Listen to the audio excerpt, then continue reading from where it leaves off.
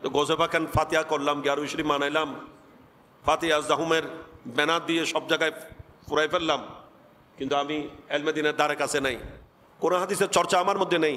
হবে জিলান শহরের বড় বড় আলেম ওলামাদের দরবারে গিয়ে এলম অর্জন করে উনি উপলব্ধি করলেন যে এই এলম হবে না, আমার আরও বেশি আরও অধিক এলম অর্জন করতে হবে। অথচ বাবা ইন্তেকাল হয়ে গেছেন, গৌসে পাকের বাল্য বয়সে বাবা ইন্তেকাল হয়ে গেছেন। একজন ভাই ছিলেন, ওনারও ইন্তেকাল হয়ে গেছে। শুধু একজন বুড়ি মা আছে। গৌসে পাক জন্মগ্রহণ করছেন তখন গৌসে পাকের আম্মাজানের বয়স 60 বছর। একজন বুড়ি মা আছেন মাত্র, আর কেউ নেই। কিন্তু হুজুর গৌসে পাক বললেন যে আম্মা জান, আমাকে এলম অর্জন করতে হবে।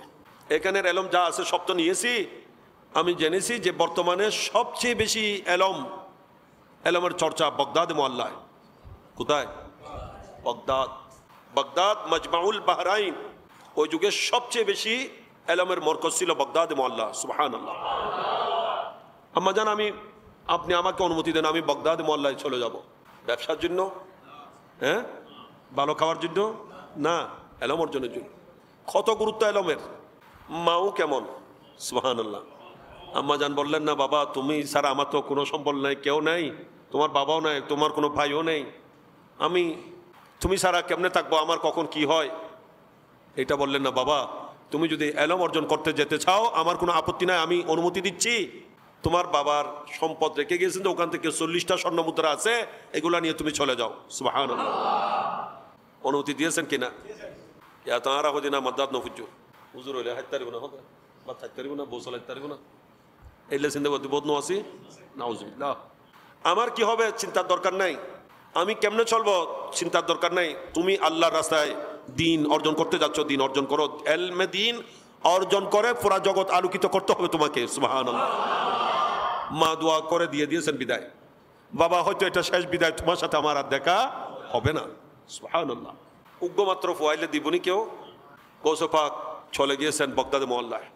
ঘটনা আমি সবগুলো বলছি না, সংক্ষেপ কথা।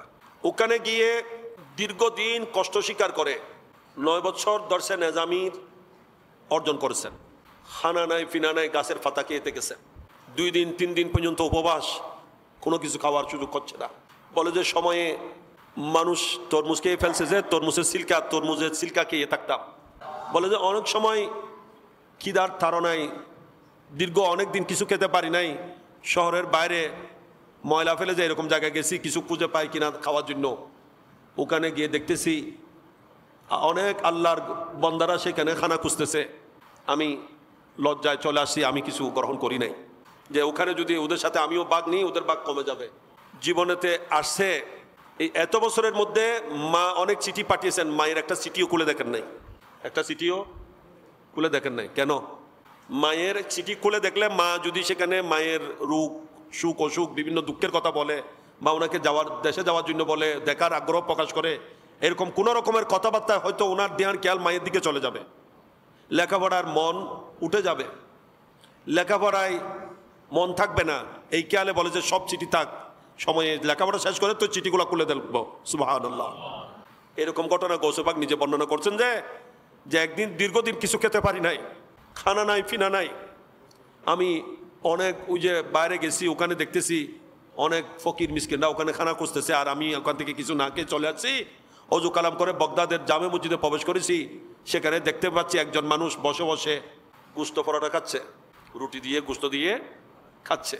বলে যে আমার ভিতরে খিদাটা এমন পর্যায়ে ছিল যে ওই লোকটা যখন খাবার মুখে দিচ্ছে এদিকে আমার মুখ খুলে যায়, আমি আর সহ্য করতে পারছি না। লোকটা তার মুখে খাবার দিচ্ছে, এদিকে আমার মুখ অটোমেটিক মুখ খুলে যাচ্ছে। ওই লোকটা লক্ষ্য করলেন, খেয়াল করলেন, উনি আমাকে ডাকলেন। আমি যখন ওনার পাশে গেলাম উনি আমাকে বললেন, জিজ্ঞাসা করলেন যে আপনার নাম? আমি বললাম আমার নাম আব্দুল কাদের। আপনার বাড়ি? বলে যে আমার বাড়ি তো গিলান শহরে। আপনার আব্বার নাম? বলে যে আমার বাবার নাম তো আবু সালে মুসা। বলে যে খাবার এগুলো তো আপনার, আমি খাবার খাচ্ছি যেগুলা আপনার খাবার। আপনার আম্মা জান আপনার জন্য টাকা পাঠিয়েছিলেন আমার দিয়ে, আমি জিলান শহর থেকে এসেছি। আপনাকে খুঁজতে খুঁজতে না পেয়ে আমার টাকা পয়সা খরচ হয়ে গেছে, এখন আপনার টাকাগুলা দিয়ে আমি খাবার খাচ্ছি। যে এগুলো আপনার টাকা, আপনার খাবার। এগুলা দীর্ঘ 9 বছর কঠিন সাধনা করে কষ্ট করে লেখাপড়া শেষ করে আবার 2 বছর তাসাউফের উপর, কিসের উপর? তাসাউফের উপর 2 বছর স্পেশাল কোর্স করে, কোর্স শেষ করে এবার ওই বাড়ি থেকে আসা সিটিগুলো খুলছেন। প্রথম সিটি যখন খুলছেন তখন দেখা যাচ্ছে যে ওই সিটিতে ওনার দেশবাসী ওনার কাছে সিটি লিখেছেন যে আপনার আম্মাজান মারা গিয়েছেন, ইন্তেকাল করেছেন। মায়ের সাথে আর দেখা হয় নাই। এরপর মায়ের চিঠি একটা একটা খুলতেছেন আর পড়তেছেন, চোখের পানি ছেড়ে কাঁদতেছেন। এইভাবে লেখাপড়া করে জগৎ বিখ্যাত মুহাদ্দিস, মুফাসসির, মুফতি, আলেম হয়ে তারপরে দিন ধর্মের খেদমত করেছেন, যে শরীয়তের তরিকতের ব্যাপক খেদমত আঞ্জাম দিয়েছেন, যে সুবহানাল্লাহ। এখন তো গিয়ারবি শরীফ সবাই করে, ফাতিহা আজদাহুম সবাই করে, প্রত্যেক দরবারে গৌসে পাকের স্মরণ করে কিনা? ফাতিহা আজদাহুম করতেছে, স্মরণ করতেছে, গিয়ারবি শরীফ সবাই মানায়, কিন্তু গৌসে পাকের সেই আদর্শ দ্বারে কাছেও নেই। এমনি গদ্দিনসীন, সজ্জাদানসীন সবাই। অনেকে অহংকার করে যে আমি মাদ্রাসায় পড়াই না, অথচ গৌসে পাক সারা জীবন মাদ্রাসায় পড়াইছেন। তো মনে হয় মাদ্রাসায় পড়াই দিল মোল্লা, যে মাদ্রাস ন পড়ায়, কোরআন হাদিস কিছু নহয়, ইবে বড় উজুর, ইবে বড় কামেল। কোরআন হাদিসের স্টাডি নাই, আবার বহুত আছে দেবে কোরআন হাদিসের বয়ানও করতে যাইব, উল্টো পাল্টা কইয়ে বিশৃঙ্খলা সৃষ্টি করে দিব। হনহতা হড়ক হইব ন জানে ইব ফিসা নাউজুবিল্লাহ মিন জালিক। তাহলে গৌসে পাকের আদর্শ কি? গৌসে পাক বলছেন, আরে জগতের যত পীর বুজুর্গ ওলি আল্লাহ আছো সব জানো, আমার থেকে পাবে যে সবাই। আমি কিভাবে ওলি হয়েছি, কুতুব হয়েছি জানো, শিখো। গৌসে পাক বলছেন, দারাস্তুল ইলমা হাত্তা সিরতু কুতুবা ওয়া নিলতু সাদা মিন মাওলাল মাওয়ালি। আমি আব্দুল কাদের জিলানী এলমের দরজ নিয়েছি, এলমের দরজ দিয়েছি, এই এলম দরজ নিয়ে, এলমের দরজ দিয়েই আমি কুতুবিয়তের এই মকামে পৌঁছেছি, জি সুবহানাল্লাহ। এবং সকল মৌলারও মৌলা যিনি, সে আল্লাহর পক্ষ থেকে সৌভাগ্য অর্জন করেছি এলমের মাধ্যমে, এলমের শিক্ষা গ্রহণ করার মাধ্যমে, এলমের শিক্ষা দেওয়ার মাধ্যমে, সুবহানাল্লাহ।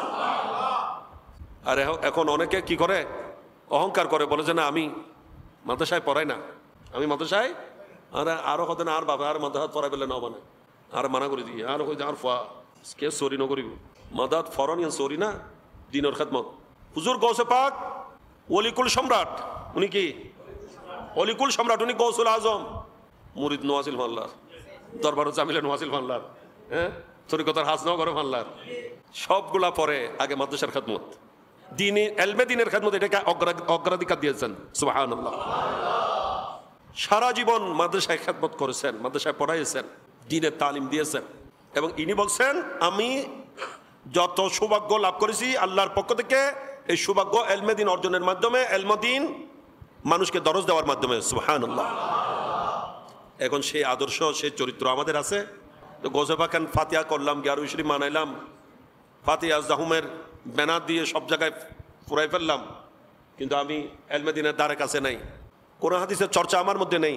হবে গৌসে পাকের শিক্ষা, আমাদেরকে এলমে দিন শিক্ষা গ্রহণ করতে হবে। পীর ওলি বুজুর্গ হতে হলে আগে কি লাগবে? এলমে দিন লাগবে।